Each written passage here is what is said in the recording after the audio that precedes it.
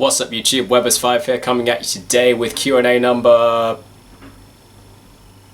23.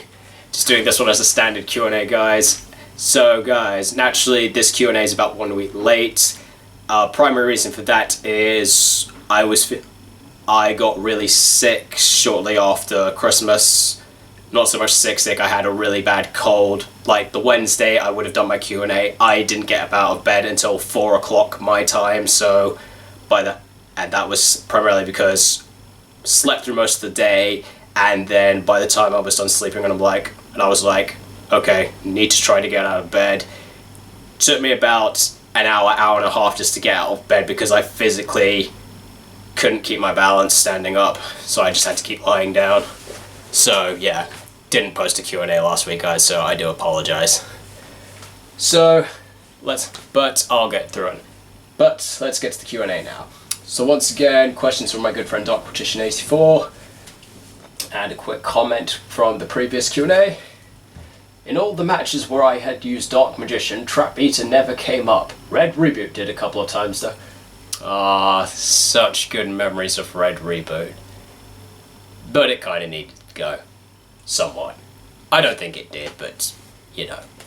Who knows? Who really knows what goes through Konami's head when they make these decisions? Okay, regarding that 10th question, I couldn't resist and wanted to see how you'd react.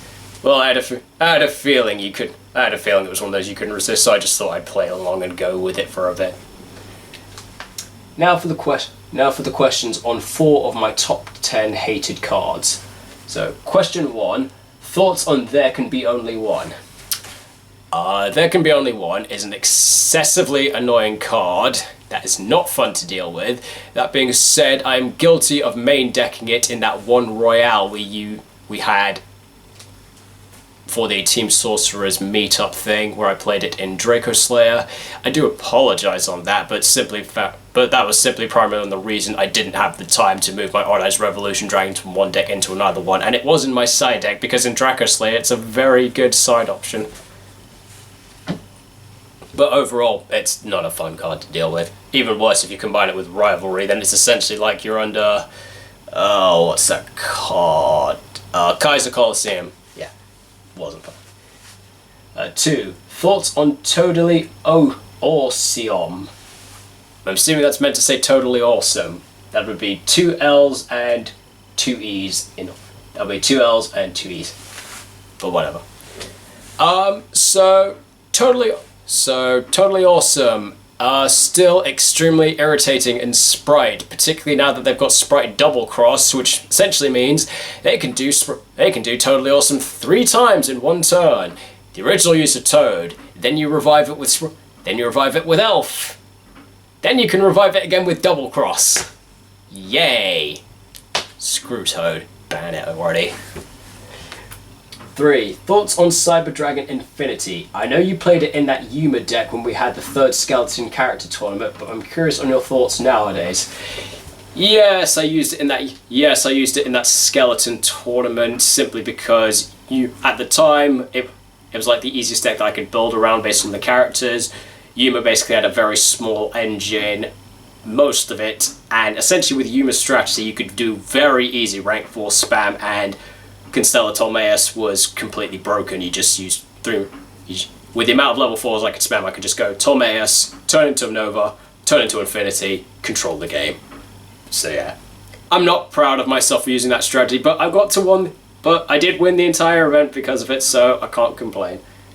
But overall, Infinity's... it's alright. It doesn't really see much play anymore. Cyber Dragons have kind of shifted out, and if people are trying to use it for Awakening the Dragon's targets, naturally there's better things you could use. And if you were to use it off the Awakening the Dragon's target, you'd need to be able to attach something to it. Like if you summon it off Awakening the Dragons, it's got no materials on it, so it's not even a threat. Unless you've been really clever and been able to force your opponent to do Awakening the Dragons on your own turn, and then you've got the chance to attach a material to it. But overall, yeah, I'm not really too fussed about Infinity anymore because he's just not seeing play. 4. Thoughts on Ash Blossom. A well-timed Ash Blossom can kill 90% of decks, particularly something like Endymion, which can be very crucially based on its search. I've certainly hated Ash in the days when I was playing with the Mythical Beast engine, because basically when I was using the Mythical Beast engine, everyone knows what you Ash in that. You just wait for your opponent, you wait for me to go Master Cerberus, effect to search, Ash. Now it's stuck in my scale, and I'm stuck with a dead scale 4, and I can't do any of my other mythical beasts. So yeah, Ash is not fun, but it's one of those that's a necessary evil, I suppose, because there's lots of effects that search and special summon mill that we need to have that option just to be able to stop. 5. If you met a parallel universe version of me that played Endymion, how weirded out would you be? I'm not entirely sure I'd be completely weirded out, because Endymion is still a spellcaster-based deck, which I know you do like spellcasters, but seeing you playing a control deck, that wouldn't sit right with me. I'd probably don't know how I'd feel, but one thing for certain, I would still at least try and duel this parallel version of you, just to at least prove that I'm still the better player with Endymion. Because that's just the thing with me, Richie. I've never lost an Endymion mirror match, and I'm not starting today. Even in a hypothetical situation. 6. Do you think a real version of the fusion monster of Endymion and Mythical Beast Master Cerberus will ever be made? I mean, technically the version that currently exists is naturally just the one that I came up with myself. Anubis Mythical Beast of Endymion, which I came up with when I was really bored one day, and I thought about an idea of thinking about it like with lots of archetypes. They get after a while they each get support into like an additional extra deck mechanic. I thought, what extra deck mechanic would probably benefit Endymion the most? Let's see, thinking about things like the lore in which it is. So Endymion's lore kind of goes into like Endymion, the Mythical Beast, the spellbooks and prophecy. So lots of stuff it can go into. So potentially the archetype could have lots to go into. Fusion is one of those. Fusion, slightly potential, considering we've got things like Arcanite Magician. Because there's like Arcanite Magician, which is one of the few synchros that uses spell counters, which then can be used to summon Supreme Arcanite Magician, which is one of the only fusion monsters that uses spell counters. And essentially that's why I kind of came up with my own idea of a fusion for Endymion after designing my own version of a fusion spell for spell counters. I call it Spell Power Fusion. I gave it the unique effect that states if you have a mythical beast face up in your extra deck, you can use a monster from your extra deck as fusion material, but I didn't state whether it's face up or face down, so for that reason you can use it in mythical. If you've got mythical beasts, you can use it very easily to summon Supreme Arcanite Magician, which I thought would be pretty cool. And then I also added the effect that if you control an Endymion in your Pendulum Zone, you can use a monster in your Pendulum Zone as the fusion material as well. And then just for a bit of fun, I added the condition because it's spell counter based. You can remove any number of spell counters to use a spellcaster your opponent controls whose level is equal to the number of spell counters you remove, which I thought would be quite interesting. But overall, I think it could be interesting at some point if we did see a fusion between Endymion and Master Cerberus. Probably won't be the one I designed though, because I'm not gonna lie, I did make this thing a little bit too overpowered when I was designing it. But I can't deny, he does look very cool. But who knows? I would like to see like Endymion and Mythical Beast get some like more in-depth extra deck support, and I think that could be pretty interesting. 7. How would you feel if Mythical Beasts got more support? So let me see. Mythical Beasts have... What's that, guys? So Mythical Beasts have 2 very good They have... Let's think. From their spell support, they've got... Frankly, all the spells based around Mythical Beasts are quite good. Institution, just a way to easily bolster spell counters and work off the Mythical Beast mechanics of destroying themselves to do things. So that's institution, already really good. Mythical Bestiary, that's amusing as well. That's pretty niche as well. Give yourself some extra spell counters by milling cards, and then if it dies by your opponent's card effect, you can just summon a monster from your deck and put some spell counters on it. Pretty good. Not gonna lie, pretty good. Beast Magic Attack. Kind of.